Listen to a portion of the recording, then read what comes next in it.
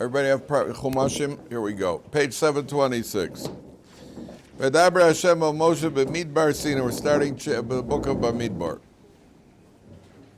In English, it's called Numbers. It's not called desert. It's not called desert. It's called Numbers.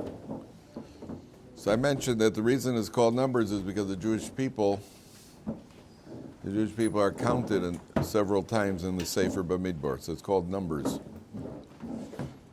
So Vaydaber Hashem al Moshe Bamidbar Sinai be'Oel Moed be'Echad lachodesh hasheni, the first day of the second month, b'Shona hasheni l'tzeisa miMitzrayim le'mor. Second month. So the Medrash, you try not to walk in front of the camera, yeah. The Medrash says, three's lucky. The Medrash says that over here, that the Torah, it chooses Hashem spoke to Moshe in the Midbar. So like many Midrashim use the pasuk as a springboard for something, even if it isn't directly connected to the plain meaning. And here the Medrash tells the Torah was given in a Midbar. The Torah, ever wonder about that? The Torah was given in the desert at Har Sinai. We're heading for Shavuos this week, gentlemen. We're heading for Shavuos. Those of you who like cheesecake, this is your day. Those of you who don't like cheesecake, you'll be friends with me because I don't like cheesecake. But not in any way, shape, or form. And so there's even a minhag to eat milchiks on Shavuos, which is a funny minhag because the halacha is that on Yontif you're supposed to have meat. Supposed to have meat. Ein simcha lebasar v'yayin. There's a very fundamental difference between Shabbos and Yontif. Shabbos is for delight, oneg. Yontif is for simcha, which is what we call happiness. There's a very big difference between delight and happiness. Happy means it's a certain simcha. Simcha, the Gemara says, ein simcha lebasar v'yayin. Meat and wine. Meat meaning beef, as opposed to chicken. So there's a mitzvah on Yontif to eat at least a kazayas. Not that we have to restrain ourselves, but that's the minimum, right? A kazayas of meat on Yontif and drink some wine. That's a mitzvah. On Shabbos, it's oneg. That's why, there's a minhag to eat fish on Shabbos. If you don't like fish, so you don't eat fish. It's not oneg. It's what do you call it? It's not enjoyable. On Shabbos, if you don't eat, I know a guy who doesn't eat chicken on Shabbos because he doesn't like chicken. He just doesn't like fleishik food, and not because he's a vegetarian. He just doesn't enjoy it. Okay, so eat fish. Wait. The Shabbos is delight. Yontif is for simcha. That means it's triggering some sort of different emotion on Yontif. Now, interestingly, and it's a mitzvah. That's actually a mitzvah, but there is a minhag in by many people who are really they keep every single halacha, that on Shavuos one of the meals is a milchik meal. Now some people eat milchiks, then they wait a few minutes and they bring out the fleishiks. That's what a lot of people do. They have like the wash. You have some, make kiddush, have a motzi, then have some cheesecake and wait a few minutes and then have a fleishik meal. But there are a lot of people who just actually have a milchik meal. They have a straight meal. One of the two meals on Yontif, your chutzlarts people say you have 4 meals, but one of the 2 meals on Yontif will be milchik, which is putting a tremendous emphasis on a minhag versus a halacha. But big people used to do this. Big people, very big people do this. So apparently there's something to it. In any event, and the Torah was given in a midbar. The Torah was given in the desert. I mean, that's strange. Wouldn't it have been much more, the story would have just been so much more dramatic. Come into Eretz Yisrael, build a Beis HaMikdash, and give the Torah in the Beis HaMikdash. Why is the Torah being put, why is the Torah given in a midbar for? Why is it being given in a desert? And the important lesson is that we are not, if the Torah was given in Eretz Yisrael, we might think that what creates the identity of the Jewish people is the land. It's not the land that creates the identity of the Jewish people. It's the land is Canaan. Right? What happened? They changed the name, like Canada is going to become next to America, like Trump wants. The land of Canaan is Eretz Yisrael. It's called Eretz Yisrael because it's the land of Klal Yisrael, who come from Yaakov Avinu. That's why it's called Eretz Yisrael. We're not a nation because of a land. Unlike any other, Italians are called Italians because they come from Italy. And Afghans are called Afghans because they come from Italy, because they come from Afghanistan. So, every nation is where you're from, that's what you're called. We got our identity as the Torah. And the Torah is specifically given in the desert that we shouldn't think that our identity is linked to a land. It's good to be in the land of Israel if we behave well. Kodesh Baruch Hu says, here, use this equipment and you could grow as Jews even better. But that's not what makes you a Jew. What makes us a Jew is Torah. So the Torah is purposely given in the desert. Now the Medrash says over here that in order for one to master Torah, you have to make yourself like a desert. That's the lesson of Bamidbar. What does that mean? Make yourself like a desert. What does that mean? Huh? Empty, close. Certainly empty of any negative traits. The more. It's dead too. A desert is very dead. What else is a desert? Is what's called hefker. Hefker.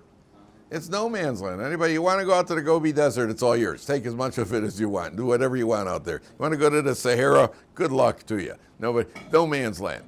A person has to make himself hefker for Torah. What that means is that if you ever watch a guy in business, a businessman is hefker for his business.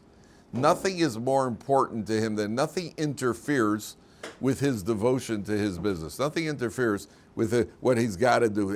Business comes first. An athlete, he will do anything possible to excel. He's hefker. That means he's made himself completely.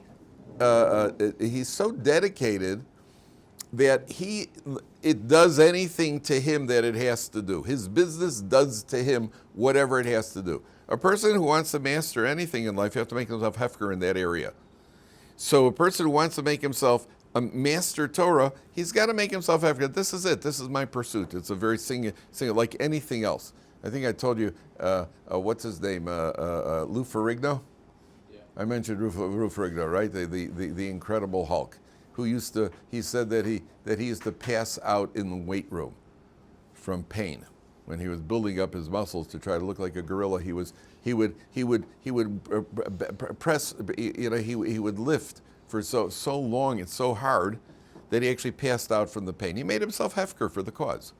That means nothing else is important to me. This is the cause. The same thing when it comes to what's his name, Pete Maravich, and he said that when he was 12 years old, he was playing basketball 8 hours a day. At 12 years old, I thought, yeah, that's what it takes. Andre Agassi, who was a tennis champion, he won when he was 12 years old. He was in a tournament and he finished second. On the way out to the car in the parking lot, his father took the second place trophy and he threw it in a garbage dumpster. He said, "We didn't enter the tournament to finish second." You got to be devoted to the cause. I had a guy here at Ohr Somayach who told me he knew a girl at the University of Florida who made the United States Olympic swim team.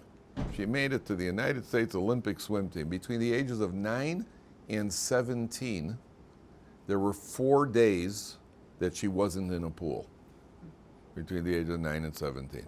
Well, that's what it takes. If you're not going to do it, it's not going to happen. It's not going to do it, that's what Torah takes. So when you wonder people like Rabbi Chaim Kanievsky, who used to go on 2 hours sleep and then take a little nap in the afternoon, why? Well, that's how he became Rabbi Chaim Kanievsky. And there was no shortcuts, and there was no taking it easy. But that depends on how much how important it is. Like anything in life, if it's important enough, we'll do it. It's important enough, we'll do it. If it's not, we're not doing it, it just means it's not important enough. That's a rule in life. I used to say that to my kids all the time. I said to my kids, if you didn't do it, if I asked you to do something and you didn't do it, it just wasn't important enough to you. Because when it is important to you, you do it. That's a rule in life. Okay, now, that's the introduction. Then it says like this. Hashem says to Moshe, second pasuk, Se'u es rosh kol hadas b'nei Yisrael mishpachosam. Take a head count of the Jewish people by their families, the beis avosam, according to their fathers' houses, b'mispar shemos, by the number of names, kol zochar legulgelosam. Every male according to their head, according to their, literally legulgelosam means according to their skull. So there are a few things need to be understood in this passage. Now, if you take a look, anything about the turn of phrase b'mispar shemos, anything about that strike you as ironic by the number of the names? Anything strike you as ironic about that? B'mispar shemos, anything, you find anything around, anything a little maybe peculiar about that expression, b'mispar shemos? If I'm counting you, what does it mean I count you by the number of your names? What does that mean I count you by the number of your names? Binyamin, Mike, Jack. That's not a count, that's names. I'm just naming people. So what does it mean by the number? 1, 2, 3, I'm counting. What's one thing got to do with the other? By the number of the names. Because there are Meforshim that say that they wrote their names down on pieces of paper and gave them to Moshe and he counted the papers. It says Mispar Shemos, but by the same token, you could just give a piece of paper. You don't need a name on it. So what does the Torah say by Mispar Shemos? What does that mean? So the very important lesson over here. B'mispar Shemos is telling you, however it is that it was actually counted, the Torah is telling you, every Jew has 2 roles to play. Number 1, you are a name. Your name is who you are. Your name is your essence. Your name, you know that according to our tradition, parents name the child at the bris, they have Ruach HaKodesh when they name the child. The parents are gripped, but there's a certain amount of Ruach HaKodesh when they name a child. I mean, if they give a Terah a bad name or something, and they make up a name, we'll call them Tree. You know, that's not Ruach HaKodesh. That's madness. You know, if they call him Nimrod, you know, that's also not a good name to go Haman. There's a little Haman over there. You know, we like the ring. It's got a nice ring to it. That's not Ruach HaKodesh. That's Ruach of madness. But if they call him, you know, Chaim Shmuel, right? So somehow they had there was a certain, that's our tradition, but your name is a description of who you are. That means you have an individual role in Klal Yisrael to accomplish what you with your life circumstances have been given, me with my life circumstances, whatever abilities, talents, challenges, ordeals, whatever we have to go through. That's our role, and nobody in the world, the history of the world before, after, or since can possibly do what you have to do, because you have unique life circumstances. The reason each one of us is different is because the way each one of us serves HaKadosh Baruch Hu is a Kiddush Hashem. You're a Kiddush Hashem if you serve Hashem well with your abilities, talents, and challenges.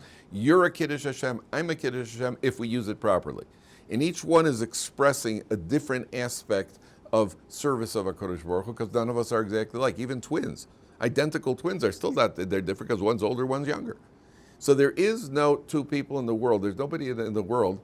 There used to be a commercial on TV. There's nobody else in the whole human race with your kind of style and your kind of grace.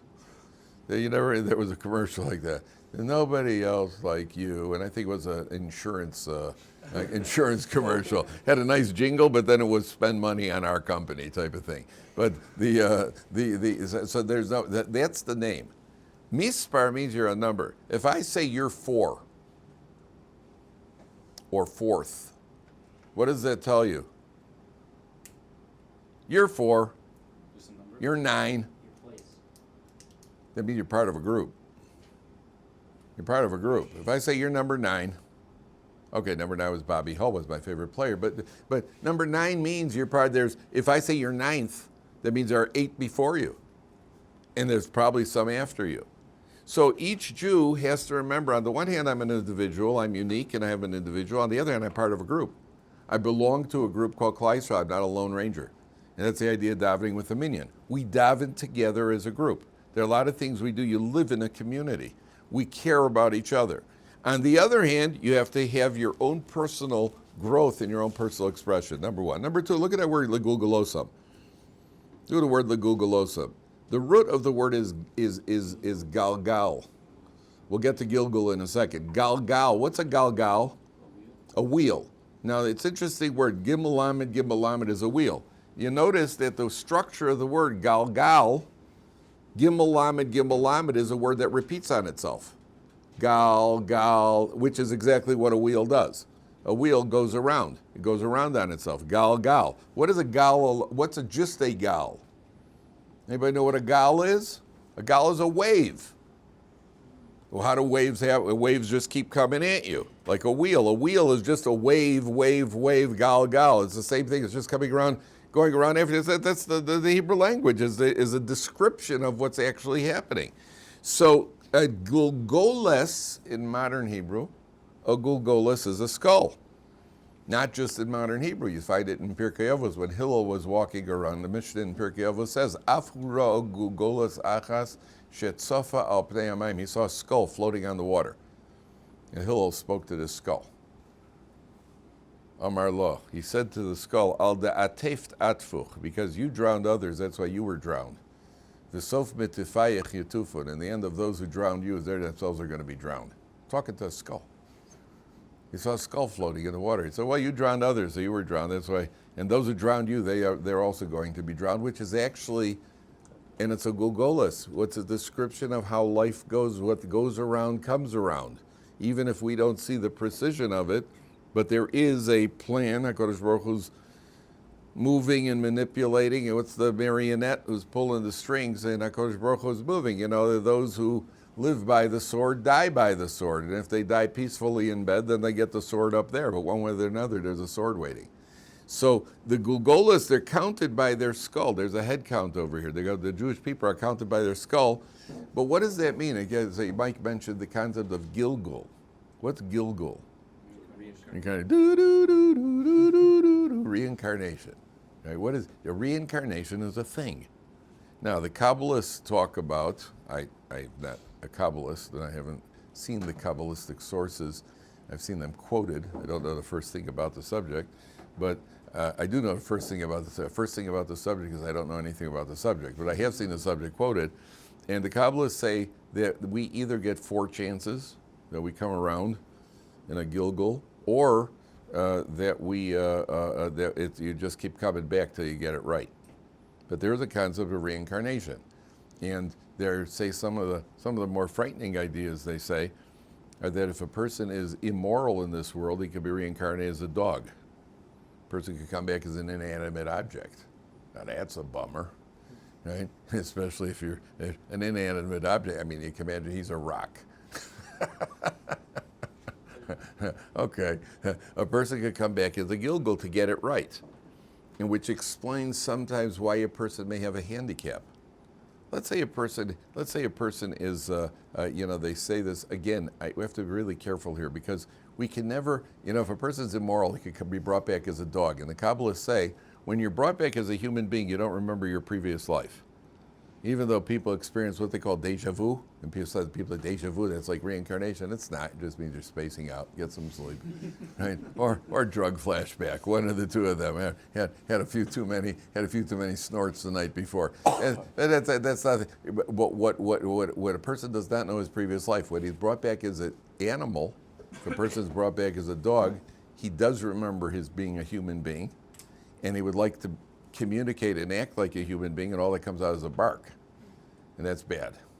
That's bad. To come back as a dog, apparently, that's really bad, especially when you're owned by your former wife and her new husband, right? So that could be really, really bad. If your former wife walks into the kennel where you are, he says, "I'll take that one over there." Oh. Wow, much more important, much more intelligent than my deceased husband, and there you are. So what do you call it? That would be really bad. On the other hand, do you know that the Gemara says Isha Tova, Matana Tova Labaila? A good wife is a precious gift to her husband. It's a statement in the Gemara. Isha Tova, a good wife is a precious gift to her husband.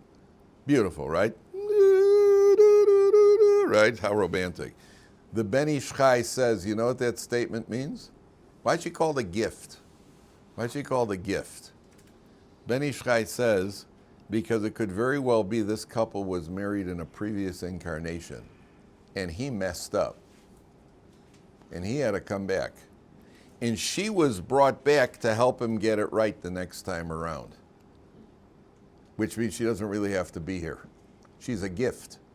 She's a gift. He's getting a gift. Hashem's giving you a gift. Here, she'll help you get it right this time. This time, listen to her. Don't be so smart. Listen to her this time around. So I always tell the ladies, whatever, that's what the Ben Ish Chai says, but make sure you never say that to your husband. You say, listen, I don't really have to be here, when you have an argument, but there is such a concept. There is such a concept as reincarnation. Here, the Torah says that it's a head count. Now, why is the Torah emphasizing this? Let's go back to the plain pshat now. Let's go back to the plain pshat. Why is the Torah emphasizing every male, kol zachar, legulgalosam? Every male by his head count. Why is the Torah emphasizing that? So, one of the ideas here is that, and it is very important to understand this, there is objective and subjective values.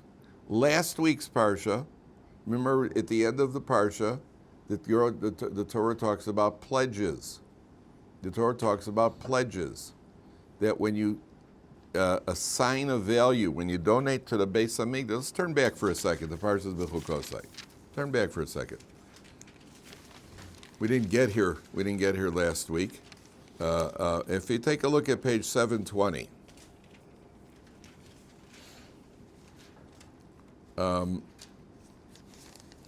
Oh, no, it's past, where is it? It's before that? Oh, yeah, it's before that, sorry. Page 718. So here the Torah says, this is an important thing, just a Torah concept here. The Torah says, pick it up on the second line. This is at the end of B'chukosai, the top of the page. V'daber Shem Moshe v'dabro b'nei Yisrael v'amart lehem ish ki yaf li neder be'erkecha nefashos la'Hashem. A man pledges value to the Beis Hamikdash. Now what he does is, for example, a guy says, I'm pledging my value to the Beis Hamikdash. Or a guy says, I'm pledging his value to the Beis Hamikdash. So the Torah assigns values here. A man between the ages of 20 and 60 is worth 50. A woman between the ages of 20 and 60, if she is pledged, or her husband pledges her, she pays 30.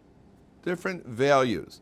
Between the ages of 5 and 20, there's a lower value, men more than women. Over 60, there's different values, more men more than women.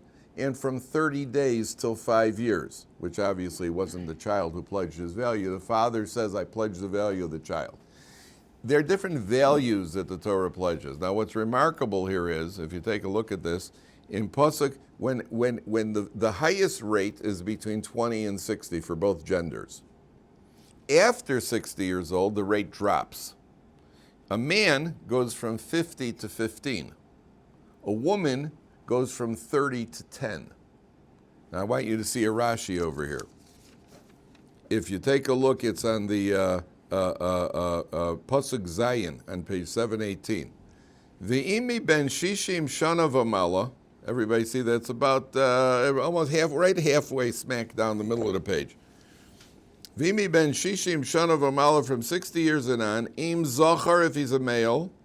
V'haya erkacha chamisha asar shakel. It goes to 15, from 50. V'lanekeva asar shkolim. A woman goes to 10. Now look at Rashi over here, Pasuk Zayin.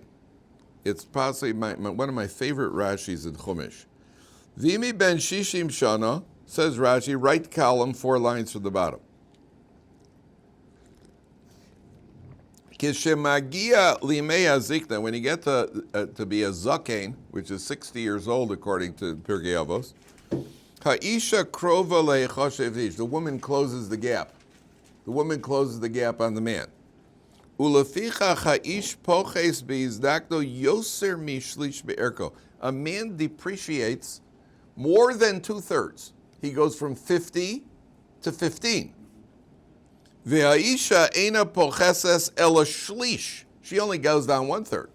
We didn't do this last week, right? We didn't mention this. A man depreciates more than a woman does after 60 years old. Now watch this. The Amri Inchi, there's a saying among people, Saba bevesa, when there's an old man in the house, Pacha bevesa, there's an obstacle in the house. An old man in the house is a nuisance. Savta bevesa, an old bubby in the house. Sima bevesa, there's a treasure in the house. V'simana tova bevesa, and a good omen in the house. What does that mean? Very important lesson. So we're talking about values over here. It means an old man in the house, he used to work, he used to have a job, was the head of a company, had a business, he was an accountant, whatever he did. Now he's hanging around the house. What's he good for in the house? All he's good for is he could walk in and trafe up the kitchen in 30 seconds, and he's always looking for his dentures, and he's telling you the same stories over and over. Old man telling you the same stories over and over. He has wisdom. Telling you the same stories over and over. Telling you the same stories over and over. Right? What happened? He finally got somebody's attention. Somebody finally stopped to talk to him. Says, hey, did I ever tell you that story about, my old friend Max? I says to him, Max, and then Max says to me, he says, listen, Sam, it stretches out a 30-second story into just because at least he's got you. Anybody, if he's got wisdom, it's something else. But what if he doesn't have wisdom? What if he does? So if he's a Talmud Chacham, if he's a Torah scholar, he's got the wisdom, but then again, he'll have the wisdom to get out of the house. He won't be in the house. The older Talmud Chacham will be in the base measure. He's got to hang around the house, because around the house you're going to get yourself into trouble. A bubby in the house is a bracha in the house. Why is that? Because she essentially does the exact same thing she's done all along, maybe a little slower. She could still cook. She tells you exactly what to do when the baby's screaming, what kind of, what's bothering the baby. She could still help out in the house. She's the same thing in the house with the wisdom now. Now she's a bracha in the house. So, of course, the lesson over here is don't end up in the house, gentlemen. That's the lesson of the Torah. Don't end up in the house. Make sure you're out of the house at all ages and stages. But certainly at old age, that's not a plan, is to retire and sit in the house. All that does is irritate everybody around you. Here, the Torah says, you know what? We have another value system. Imagine there's a Talmud Chacham and a not Talmud Chacham in shul. And they have to give somebody the honor for the third aliyah. Who gets it according to halacha? The Talmud Chacham gets it. If there's a charity plate, a communal charity fund, and they only have enough for one family, and there's a Talmud Chacham and there's somebody who gets it, the Talmud Chacham gets it. That's a communal fund. That's a halacha. Because he ranks, the Talmud Chacham outranks the other person. But that's only in the objective standard down here so that a society could function.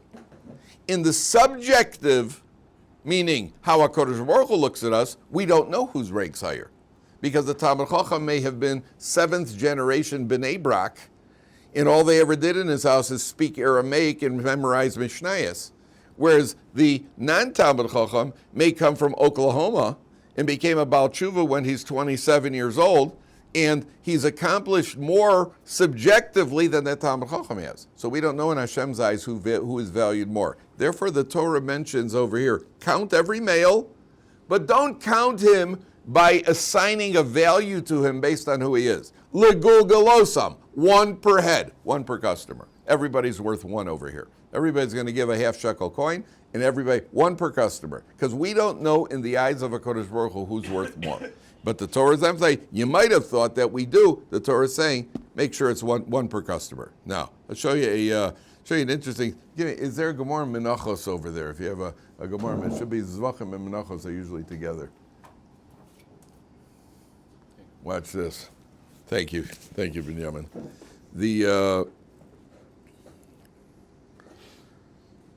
On page Lamed Zayin Amud Aleph. Watch this. Here we go, gentlemen. Boom. Way off. Okay. Couldn't have missed by more. The Gemara says like this. Plimo, one of the scholars, Plimo is one of the Tanoim. He asked Rabbi Yehuda Anasi, the following question. Mishi yeshlo shnei roshim. Somebody's got two heads. Be'ezeh meniach tefillin. Which one does he put tefillin on? Guy's got two heads. Which one of his heads should he put tefillin on? Nowadays, the question is the guy without a head. Yeah, that we see plenty of. But what do you know about a guy with a two's got two heads? It's a Gemara. Menachos Lamed Zayin. He got two heads. What do? Amar lei, so Rabbi Yehuda Anasi said to him, Okum gali, either go into exile, O Kabbalah Shamta, or be excommunicated. Which one do you prefer? In other words, I don't like the question.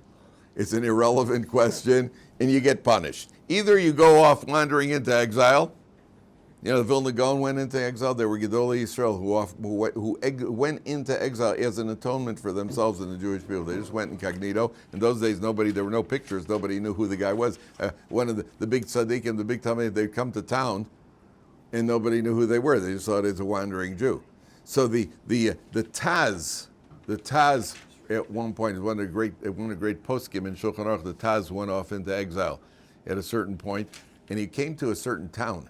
The Taz came to a certain town, and this vagrant is wandering around. So the local rabbi hosted him in his house, and what happened? I know what happened. Sorry, the Taz was in a shul, and he heard some people talking about something, and he started telling them what the halacha is. Now they didn't know he was the Taz. And he started telling them the halacha. When the local rabbi heard that some guy is telling people halacha, he got upset. He could summon him to the house, and he said, "Get in." He locked them in a room. In those days, rabbis had power. Rabbis had some strength. Nowadays, the board has the strength. So he locked the Taz in a room. Then a question came. He had no idea who it was. And then a question came to the house about a chicken. A little girl came to the house, showing the local rabbi, a chicken. He said, "It's treif." Now the Taz himself paskins in Shulchan Aruch that question is kosher. So he wrote a note, and he managed to get this note to the rabbi. Look in the Shulchan Aruch what the Taz says about that question. So the rabbi took the note, and he opened up the Shulchan Aruch, and he looked at it, and he says, "Hey, he paskined incorrectly. The Taz, who's the posek for us, the Taz says that the chicken is kosher." So the rabbi said, "Who wrote this note? Who wrote this note?" So finally they found out that guy in the back room. So he called him out. He said, the rabbi felt terrible. He said, "I apologize. I had no idea that you're the Taz. I had no idea who you were." But there were Rabbanim who did this. They went off into exile where nobody knew them, and they were no respect, and they got kicked around, all as a way of getting a kapara. So Rabbi Yehuda Anasi says to this guy, "Okum gali, okabel shamta." Either go to exile or be excommunicated. Adahachi, in the meantime, Asahu Gavra, a man knocked on the door. Guy comes in, Amarle, Isyalid li Yanuka de Islay Tre Reishi. Right then, a guy knocks on, he says, "Oh, by the way," he says, Rabbi Yehuda Nasi, "I have a child was born, he's got 2 heads. Kama be'inan lemesav lekoin. How much do I have to give a coin for the pidyon haben?" I've never done one of those, right? Double whammy, okay? Asahu Sava, so an older man came along, which we were told is Eliyahu Navi. Tanale Chaim Lita Lev Lamet Yud Sloy. He has to give him 10 slime, not 5 slime. 2 heads, double pidyon. That's what the Gemara says. So the point was to show Rabbi Yehuda Nasi, don't go writing it off. So we find this in the Gemara also, the Gemara in Ksubis, that a poor man came to Rava for support. So Rava says, "Well, what do you need for eat?" He said, "I need some fine wine and some like roast pheasant," something like that. And Rava said, "Oh, oh, no kidding. So on communal money, huh? You're gonna live it up on communal money." The guy says, "Listen, it's not communal money. Who gives that? Kodesh Baruch Hu gives it." Just then, Rava's sister, who he hadn't seen in 13 years, arrived at the door holding a basket with fine wine and roast pheasant. The Rava said, "Sorry, you got me, buddy." That's what the Gemara says. So sometimes, you got to look at the timing also. So here the Torah says, what do you do? Zol zocher legul galosam. Take a head count, 1 per customer, in case somebody is a double-headed. That's what the Mefarshim say. That's what the Torah. Kol zocher legul galosam. Each one per head, one per male, 1 per customer, in case you happen to have a two-headed person, which, as you see, is a possibility. That's what the Torah is emphasizing. Okay, now let's get to a little bit. What do you call it? Take a look later on Perek Chavav Pasuk Beis 26. A very important point here now. 26:2. Where is it?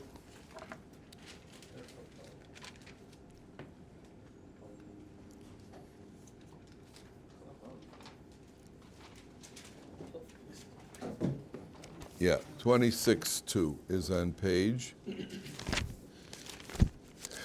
There's another count of the Jewish people. page 878.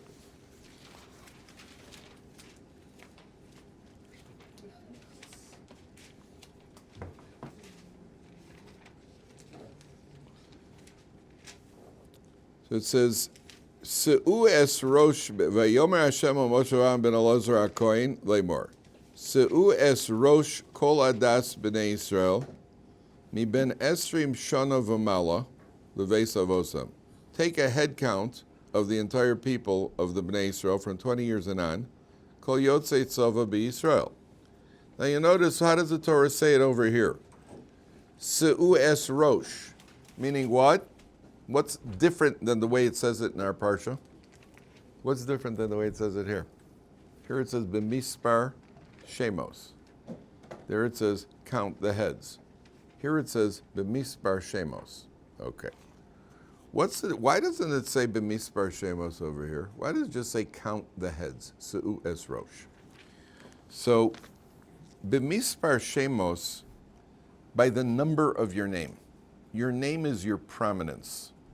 Your name is your prominence. Se'u es rosh means you're one of the ones who's being counted. Do you hear a difference in the ring and rhythm of what it sounds like?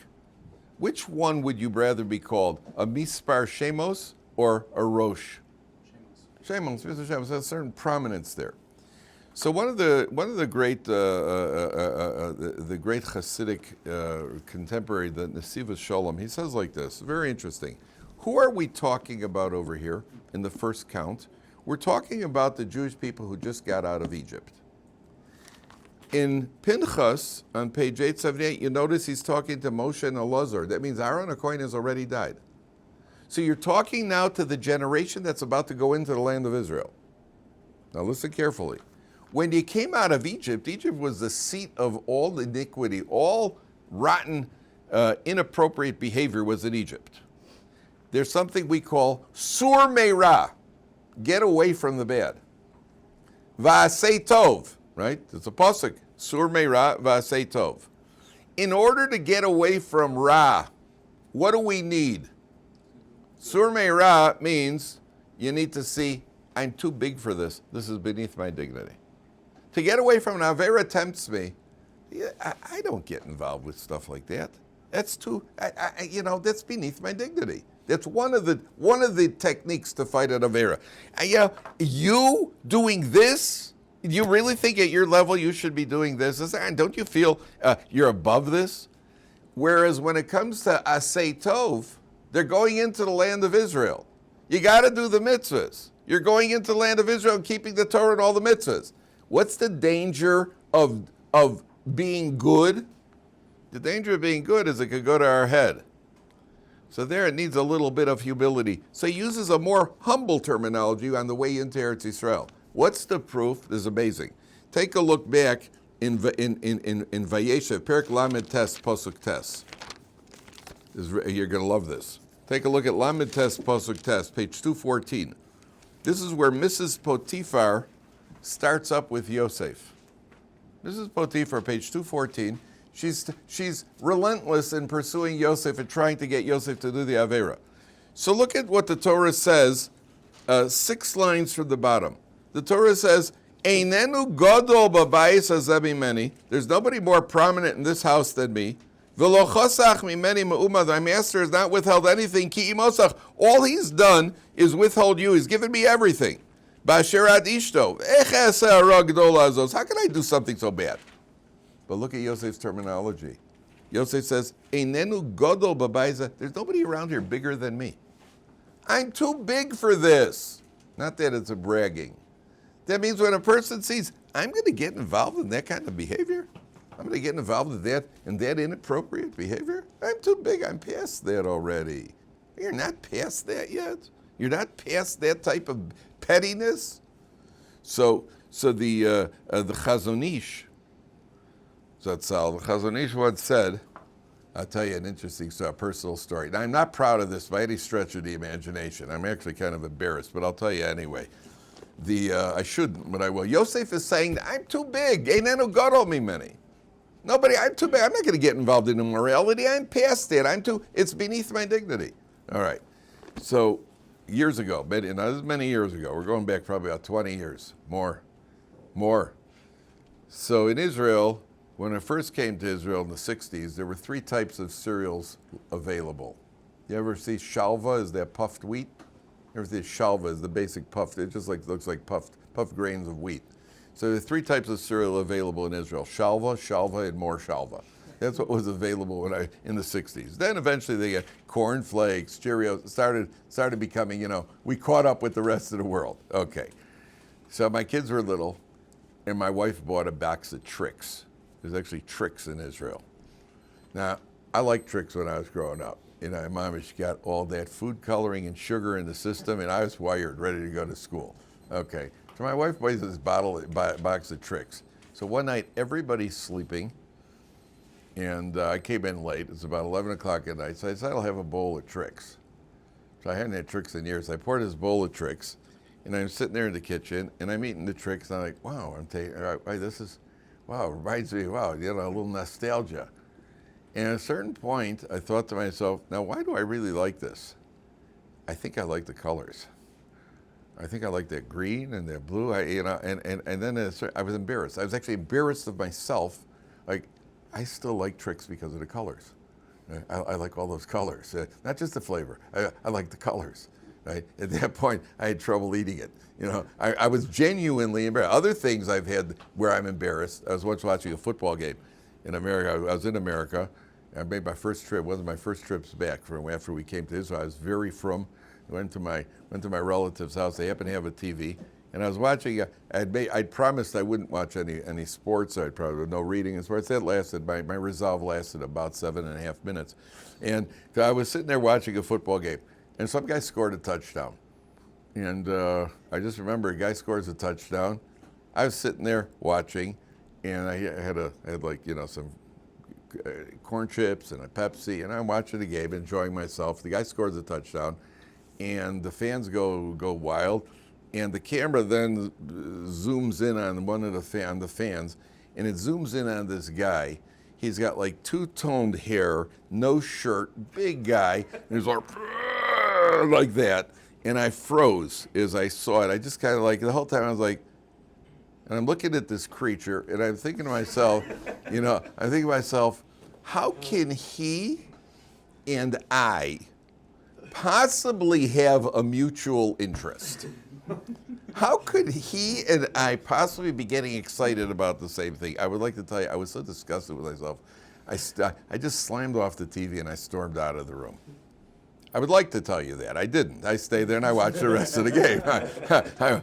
But I was like, am I really? I still can't get past this? That's what it means. And I know Godol Mimeni. Yosef is saying, I'm the biggest one around here. I'm not going to get involved in morality.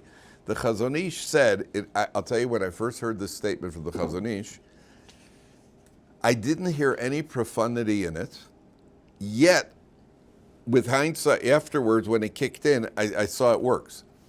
The Chazon Ish, there are 2 statements, neither of which I thought was the first one I thought was kind of, was very interesting. It's somebody, when his sister married the Stipler, Chaim Kanievsky's mother was the Chazon Ish's sister, and she was married to the Stipler. So when his sister came to the Chazon Ish, she said to him, give me a tip, give me advice for marriage. He summed up marriage in one word, in one sentence. He said, at the moment that you want to take, that's the moment you have to give. That's marriage. At the moment you want to take, that's the moment you have to give. And when you think about it, when you're married, you'll see that it's absolutely true. And if you take, then that's when you get in trouble. That was the first statement. The second statement was the Chazon Ish said, also maybe I don't remember what the context was, he said, Godol eino katan, the katan eino godol. A big person is not a little person is not a big person. And I thought, okay, I don't remember he was giving the advice to somebody under certain circumstances. And I remember reading it and I think to myself, and then the next time that my wife and I had a disagreement, and it, a little bit of, and I thought to myself, 1 second, am I a godel or a cotton? A godel ain't no cotton. I'm not that petty. I'm not that petty. And when I'm petty, I'm not a gadol. I'm a gadol or a cotton. You have to make up your mind what you want to be. Am I a gadol or a cotton? And that's what the Mefarshim are saying over here. The generation that comes out of Egypt, so it's Sur Meirah, we're getting away symbolically. Again, this is all symbolic. Symbolically, we're getting away from Averas. How do we get away from Averas? I'm not going to eat that. What, I can't control myself? I'm so small that I got to indulge in something like that? I'm too big for it. I'm going to watch some schmutz on the internet. I'm so little. I'm not. When it comes to doing the mitzvahs, I got to do the mitzvahs, but make sure. Ooh, wow, my tzaddik. Wow, my tzaddik. Careful. Okay, keep it under. Keep it. Let's stay humble. That's asay tov. We have to do the good, but we have to keep it in the proper perspective. That's what the Mefarshim say here. Okay, we'll continue tomorrow, Mitzvah Hashem.